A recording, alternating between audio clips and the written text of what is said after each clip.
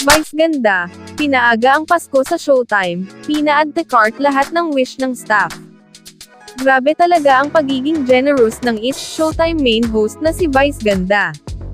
September pa lang, pero gumanap na, bilang Santa Claus ang TV host, at namigay ng early Christmas gift sa mga staff members ng It's Showtime. Ito raw ang paraan ni Vice ganda para ipakita ang kanyang appreciation sa mga kasamahan, sa kanilang programa dahil sa kanilang pagmamahal sa noontime show.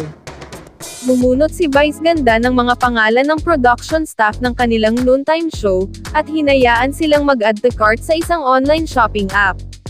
Sky is the limit ang drama ni Vice ganda, meaning, kahit ano ay pwedeng i-add to cart ng staff. Of course, since generous naman si Vice ganda, talagang tinake na ng staff ang opportunity na iyon, para makuha ang kanilang dream gadgets. May isang staff na pumili ng iPhone 14 bilang regalo sa kanya ni Vice ganda.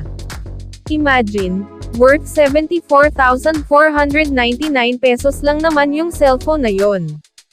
Mayroon ding bumili ng Apple Watch, an Apple iPad worth 75,000 pesos, a Samsung Galaxy Flip Z worth 47,990 pesos. Grabe ang generosity ni Vice, at talagang hindi mo matatawaran. Sabi nga ni Vice sa interview with the online program, Pasahero, hosted by George Roica, hindi niya masukat ang kanyang kayamanan ngayon. In the episode, natanong si Vice ganda kung gaano na siya kayaman.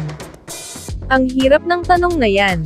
Yan ang tanong na ang dali-daling bitawan, pero ang hirap sagutin. Depende siguro kung saan mo sinusukat yung kayamanan na tinutukoy, say ni Vice ganda. Hindi ko alam, pero hindi ko na masukat ang yaman ko ngayon, dagdag pa niya. Sama-sama na yung tinutukoy na yaman ko. Yaman ng pananalapi, yaman ng kaligayahan sa puso, yaman ng mga naabot na rin na mga pangarap. Yaman ng mga taong nakapaligid sa akin. So kung susumahin ko, kapag pinagsama-sama ko yon, hindi ko na alam kung gaano siya kalaki, pero alam kong mayaman na ako, paliwanag pa ng host ng It's Showtime. Hindi raw talaga na-imagine ni Vice ganda na sisikat siya ng bonggang-bongga, dahil ang gusto lang daw niya noon ay kumita para mabigyan ng magandang buhay ang sarili, at ang kanyang pamilya.